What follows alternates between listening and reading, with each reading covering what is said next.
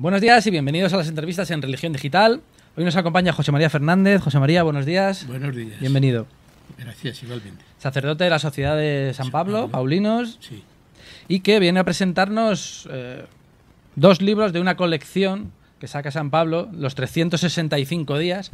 En esta ocasión vamos a hablar de 365 días con Agustín, con San Agustín, el padre de la Iglesia, y también otro libro que también es editado por José María, 365 días con Juan 23. Dos personajes que dan de sobra para un día, una cita al año al menos. Sí. Cada día del año, quiero decir. Nosotros hemos elegido precisamente estos personajes, estos padres de la Iglesia, santos, etcétera, porque creemos que pueden ser una gran aportación, porque tantas veces los papas nos han aconsejado que volvamos a las raíces. Y Benedicto XVI especialmente. Sí.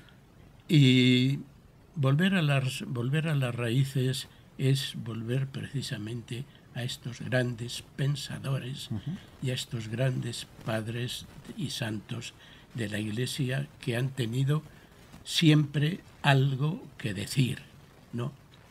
No solo para su tiempo, sino también para nuestro tiempo. Y concretamente tratándose de San Agustín, pues a nadie creo que le puede caber duda de que hoy día San Agustín es una persona y una personalidad, un santo padre, ¿no? Que tiene mucho que decir, tanto en la parte espiritual como en la parte simplemente humana. Es a lo que iba. ¿Por qué es tan actual? ¿Por qué puede ser tan actual el mensaje, las palabras de Agustín de Hipona hoy? Sí, porque Agustín es un gran buscador, ¿no? Estamos en una época de búsqueda. Y entonces no se contentó con cualquier cosa, ¿no? Porque él tocó prácticamente pues todos los movimientos ideológicos, filosóficos de su tiempo, y sin embargo él quería más, ¿no? No le satisfacía ninguna de aquellas cosas, ¿no? Algo le decía en su interior que había algo más, ¿no? Y entonces creo que puede ser un ejemplo maravilloso para el hombre de hoy, ¿no? Que tenemos tantas verdades, entre comillas, pero nos falta la verdad con mayúscula, ¿no? Y a veces encontramos respuestas y nos falta a lo mejor encontrar las buenas preguntas también. Sí, porque tenemos respuestas para cosas para las que a lo mejor no deberíamos preguntar y para las esenciales, sí, que siempre están en el corazón de cada persona en cada tiempo, pero probablemente en esta época de tanta prisa y de tanto poco pararse a reflexionar, sí, cuando salen con mucha más fuerza, incluso con más necesidad.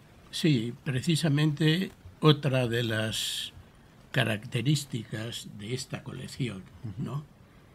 Es precisamente tratar de ofrecer un pensamiento diario a las personas que tienen una cierta inquietud religiosa, y no digamos solamente religiosa, también puramente humana, de actitud, ¿no?, ante la vida. Sí, actitud ante la vida, ¿no? Y entonces, pues hoy vivimos las prisas, ¿no? Tenemos prisa para todo, ¿no? Y ¿cómo se puede salir al encuentro de esta necesidad? Pues ofreciendo un pensamiento sólido, un pensamiento, diríamos así, profundo, ¿no? Para tener, pues, durante el día, pues, algo que nos anime ciertas jornadas que se nos presentan a veces un poco oscuras, ¿no?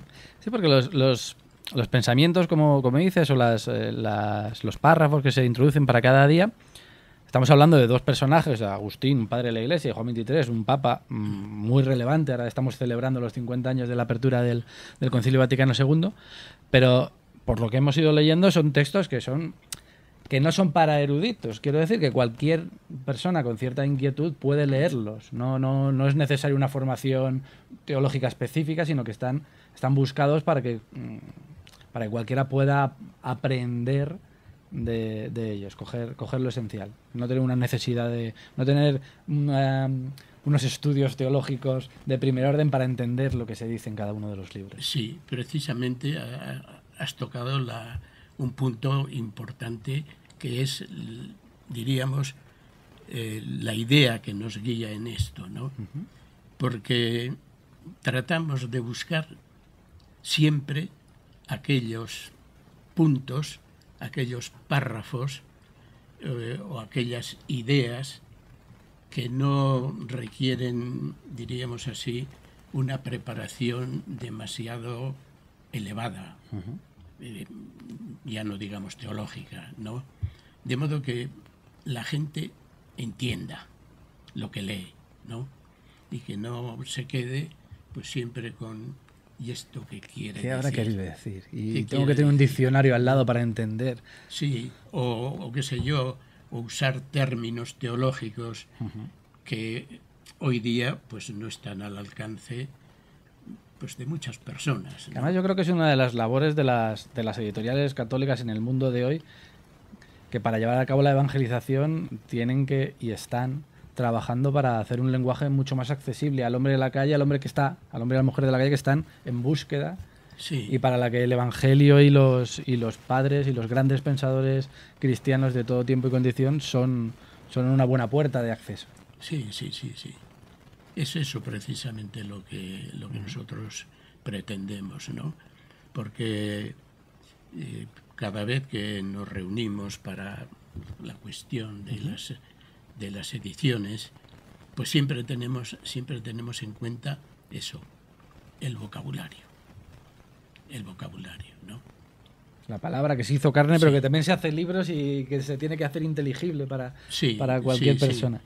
Y además, pues hoy día también las personas pues buscan algo que no sea demasiado elevado, sino que toque mi realidad. Sí, que se pueda incluso planificar en este mundo en el que vivimos con la agenda pegada al hombro. Sí. Es decir, puedo sacar 5 minutos por la mañana o por la noche para leer este día que me dice Agustín, que me dice Juan, 23, o que me dicen cualquiera de los otros protagonistas de esta colección. ¿Cómo elegís los textos para cada día? ¿Cuál es el proceso? ¿Hay algún tipo de...? Bueno, el proceso ordinariamente pues se mira un poco también cuando se trata de estos grandes padres de la Iglesia que han hecho comentarios sobre el Evangelio, sobre los Evangelios o sobre la Sagrada Escritura en general, ¿no? Pues entonces se trata de buscar aquellos pasajes que van un poco o van en consonancia con las lecturas del ciclo correspondiente. El ciclo correspondiente, ¿no? Esto no siempre es posible, ¿no? Pero existe también otra posibilidad, ¿no? Que es buscar, pues, lo que decíamos antes, un pensamiento que ayude, ¿no? Aunque después el que tenga oportunidad de ir a los textos de la liturgia pueda acudir a ellos. Sí, pero los complementos son muy necesarios, sí. Sí, porque claro, no siempre es cuestión de buscar el comentario ¿no? Porque por otra parte también tenemos que fijarnos en la situación de las personas, claro. ¿No? Y a veces, pues un pasaje, con todos los respetos, evangélico, a veces me puede decir una palabra, qué sé yo, que no sea tan evangélica, me puede decir, no sé, ayudar a ser evangélico en mi Y vida. a evangelizar, sí, sí, sí. Sí. ¿Qué otros personajes aparecen en la colección? Bueno, tenemos varios personajes. Estamos ya también preparando. Bueno, ha salido Carlos de Foucault Sí. juntamente con este, ¿no?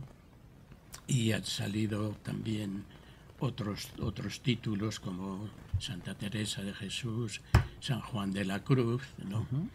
Ya tengo en preparación San Juan de Ávila, que saldrá, si Dios quiere, pues a principios del año, bueno, a final de este año, para principios del otro, ¿no? Sí. Y tenemos en vista pues otros santos, padres de la Iglesia, fundadores, etcétera, que pueden aportar pues siempre este pensamiento nuevo y fresco para los futuros lectores, ¿no? Hablemos de Juan 23. Como comentábamos antes, este año es un año especial para toda la Iglesia. Estamos conmemorando los 50 años de la apertura del Concilio Vaticano II, entre otras cosas. El Papa ha declarado un año de la fe. Y Juan 23 es una figura incontestable en torno a todo esto. Probablemente sin el soplo del Espíritu en Juan 23, pues igual no estaríamos hablando del Concilio Vaticano II, de la reforma de la Iglesia, ni de la Iglesia tal y como la entendemos hoy, que es la Iglesia que hemos mamado los que tenemos cierta edad y no hemos tenido ni vida ni ocasión de ver cómo era la Iglesia anterior. Sí. Tienes 82 años, llevas 70, cumples ahora 70 años como miembro de la Sociedad de San Pablo. ¿Cómo has vivido esa evolución de la Iglesia? Bueno, esa evolución de la Iglesia ha sido bastante traumática, ¿no? Personalmente yo no, gracias a Dios, no, pues no, en fin, no he pasado por ese trauma, ¿no? Pero yo creo que ha sido, después de un cierto distanciamiento de lo sucedido, Sí. ¿no? Creo que ha sido una gran luz, ha sido un acercamiento al pueblo, ha sido también, sobre todo, un tratar de entender al mundo, ¿no? Con sus cosas buenas y sus cosas menos buenas, no vamos a decir malas, menos buenas. Sus gozos y sus sombras. Menos buenas, ¿no? Y que no haya habido ningún anatema. Creo que esto ya es una disposición, diríamos así, maternal de la Iglesia hacia sus miembros, ¿no? Hacia las personas que componen la Iglesia y que son los cristianos anónimos de que nos habla Rahner, etcétera, etcétera, ¿no? Entonces creo que todo esto igual no ha sido valorado bastante y nos hemos fijado más en las sombras que en las luces, ¿no? Porque, en fin, que esto no haya constituido, qué sé yo, no sé, una revolución en todos los niveles y a todo. Pero sin embargo, yo creo que si tratamos de ahondar en este filón, ahí podríamos encontrar más cosas de las negativas. Coincidiremos entonces que el concilio que todavía queda por desarrollarse. Naturalmente. Yo tuve la suerte de que cuando Juan XXIII anunció la apertura del concilio, lo hizo en la Basílica de San Pablo. Sí. Y yo estaba allí, era clérigo todavía, ¿no? ¿Cómo recuerda aquel momento? Y aquel momento, pues, si he de decir la verdad, pues, no sé, no lo supe valorar como en toda su profundidad y en toda esa cosa. Porque verdaderamente creo que no me sucedió solo a mí, ¿no? Creo que en la iglesia aquello fue una bomba, Sí. ¿no? Era- ¿Quién esperaba? no lo esperaba un nadie. concilio? Pero este, entre comillas, este viejo, ¿Este quién es? ¿dónde se va a meter, no? Sí. Pero si esto es algo inaudito y tal, y en fin, etcétera, ¿no? Y sin embargo, cuando él, precisamente cuando Juan XXIII habla de la apertura esta, ¿no? Él también lo presenta casi como, diríamos así, un sueño que a él mismo le dejó perplejo, ¿no? Casi que fue una decisión, diríamos, del espíritu, pero que él todavía no terminaba de comprender. No terminaba de comprender el alcance y hasta dónde, porque hay que ver las dificultades del inicio del concilio. Esto tenemos que tenerlo en cuenta, ¿no? La parte, diríamos así, que querían mantener las cosas tal y cual, porque dar un paso era peligroso, ¿no? Porque, en fin, ciertas cosas era jugar con el fuego, ¿no? Etcétera, etcétera, ¿no? Porque, en fin, nosotros hemos tenido, dada nuestra congregación de los medios de comunicación social, hemos tenido pues muchísimos problemas, ¿no? Por parte de, no de la Iglesia como institución, ¿no? Más bien la Iglesia como ciertos individuos o ciertas personas que han querido, en fin. Sí, mecanismos de poder y no de servicio. Dejémoslo ahí, sí. Hoy, con un poco de distancia, se entiende el movimiento de ajedrez o de inspiración del espíritu de Juan XXIII. Yo creo que a Juan XXIII se le ha olvidado demasiado pronto, ¿no? Porque para mi modo de ver, ¿no?, el camino que Juan XXIII empezó a trazar y quiso trazar, ¿no?, en fin, era precisamente el de el amor, ¿no? Era el del amor.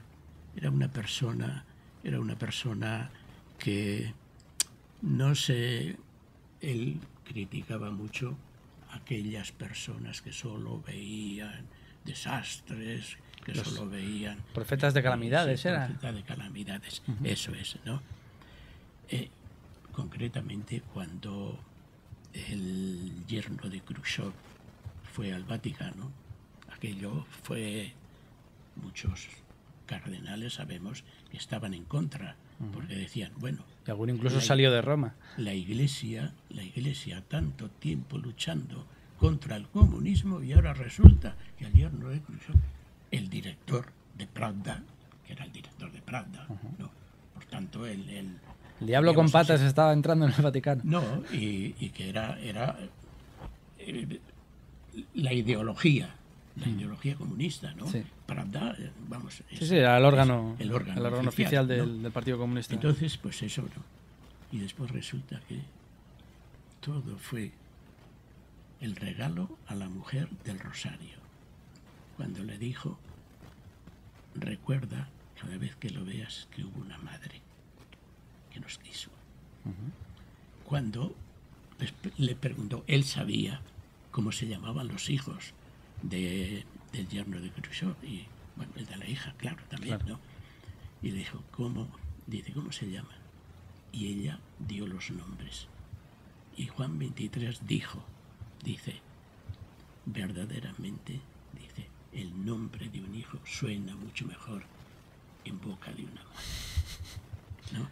O sea, esos rasgos de humanidad, ¿no?, esos rasgos de humanidad, creo que no han sido valorados en Juan XXIII, ¿no? Y entonces, entonces nos hemos quedado, pues sí, con alguna anécdota, alguna cosa muy simpática, ¿no? Y, en fin, ¿no? Pero vayamos al fondo. Digamos que todavía le debemos, no sé si la Iglesia o el mundo, le debemos un algo a Juan XXIII, un reconocimiento mayor. Yo diría no solo un algo, un poco más. Un poco más. O algo más, vamos. Un poco más. Veremos, porque de momento es beato y el proceso va caminando. Veremos cómo se desarrolla. Sí, pero no es cuestión de que le hagamos santo o que no le hagamos santo, ¿no? Sino de que que reconozcamos que verdaderamente sigamos su doctrina. Porque además lo que tenía Juan XXIII, no era únicamente lo que decía, era su comportamiento, ¿no? Decir y hacer. Jesús dijo e hizo, ¿no? Entonces, lo que verdaderamente en Juan 23 no es tanto, que es mucho, lo que dijo, pero sobre todo, cómo actúa. Sí, la autenticidad, que es un valor que lo buscamos mucho, pero no resulta estar demasiado de moda.